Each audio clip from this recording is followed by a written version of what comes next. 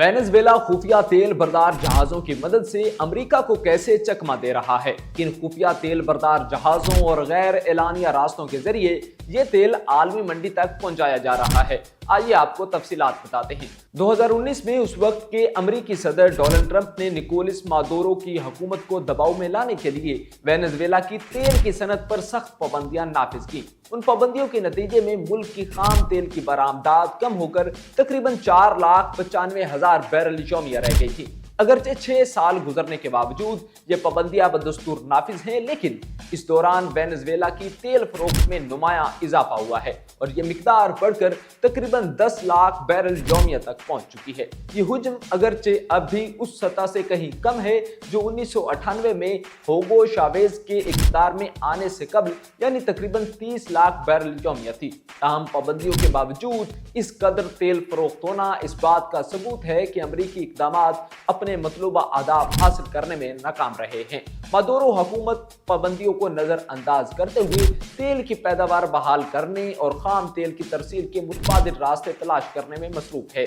इस पूरे अमल में एक खुफिया घोस्ट फ्लैट कलीदी किरदार अदा कर रहा है। यह घोस्ट फ्लैट दरअसल ऐसे गुमनाम तेल बरदार जहाजों पर मुश्तमिल है जो मुख्तलिफ हरबों के जरिए अपनी शनाख्त और नकलो हरकत छुपाते हैं और पाबंदियों की जद में आए तेल को एक मकाम से दूसरे मकाम तक मुंतकिल करते हैं। इनमें एक आम तरीका जहाज का नाम और इस पर लहराया जाने वाला परचम बार बार तब्दील करना भी शामिल है ताकि हुक्काम की नजर से बचा जा सके। हाल ही में अमेरिका की जानिब से जब्त किए गए एक जहाज का नाम द स्कीपर बताया गया है। CBS न्यूज के मुताबिक ये जहाज 2022 से अमरीकी महकमा खजाना की पाबंदियों की फहरिस्त में शामिल था क्योंकि इस पर ईरान की पासदारान इनकलाब और लबनानी तंजीम हिजबुल्लाह से मुंसलिक तेल स्मगलिंग नेटवर्क की माली मुआवनत का इल्जाम था। दिलचस्प अमर यह है कि पाबंदी लगने के वक्त इस जहाज का नाम अदीसा था, जबकि इससे कबल ये दी टोक्यो कहलाता था। यह जहाज रूसी ताजर विक्टर आर्टिमोव से मंसूब किया जाता है जो खुद भी आलमी पाबंदियों की जद में है। अमेरिकी अटॉर्नी जनरल के मुताबिक दी स्कीपर वेनेजुएला और ईरान का तेल मुंतकिल करने के लिए इस्तेमाल होता रहा है। ये जहाज तकरीबन 20 साल पुराना है और घोस्ट फ्लैट में शामिल बेशतर जहाजों की तरह उम्र रसीदा शुमार होता है। आम हालात में बड़ी शिपिंग कंपनियां 15 साल के बाद अपने जहाज फरोख्त कर देती हैं, जबकि 25 साल मुकम्मल होने पर इन्हें स्क्रैप के लिए भेज दिया जाता है। ताहम घोस्ट फ्लैट के जहाज एक और खतरनाक चाल भी अख्तियार करते हैं। वो ऐसे जहाजों की शनाख्त इस्तेमाल करते हैं जिन्हें पहले ही स्क्रैप किया जा चुका होता है। इस तरह ये जहाज ज़ोंबी शिप बन जाते हैं, यानी मुर्दा जहाजों की शनाख्त के साथ समंदरों में मुतहर्रिक रहते हैं। इसी नोयत का एक वाकया रवां साल अप्रैल में सामने आया जब वरादा नामी जहाज मलेशिया पहुंचा। हालांकि असल वरादा को 2017 में बांग्लादेश में तोड़ दिया गया था।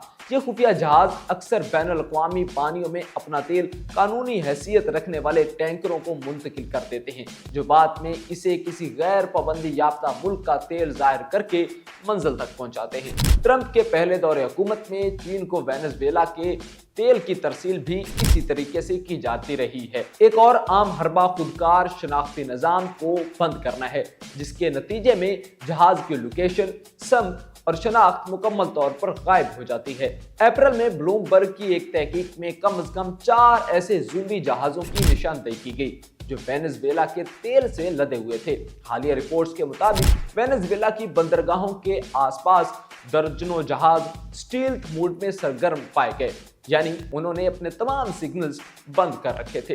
ट्रांसपेरेंसी वेनेजुएला के मुताबिक अक्टूबर में वेनेजुएला की सरकारी ऑयल कंपनी PDVSA की बंदरगाह पर 71 गैर मुल्की ऑयल टैंकर्स मौजूद थे, जिनमें से 15 पर पाबंदियां आयद थीं, जबकि 9 का ताल्लुक बराह रास्त घोस्ट फ्लैट से बताया गया था। मजीद ऐसी स्टोरीज के लिए तुर्की खबर को लाइक, फॉलो और सब्सक्राइब जरूर कीजिए। अपने मेज़बान अदनान शफीर को दीजिए इजाज़त। अल्लाह निगहबान।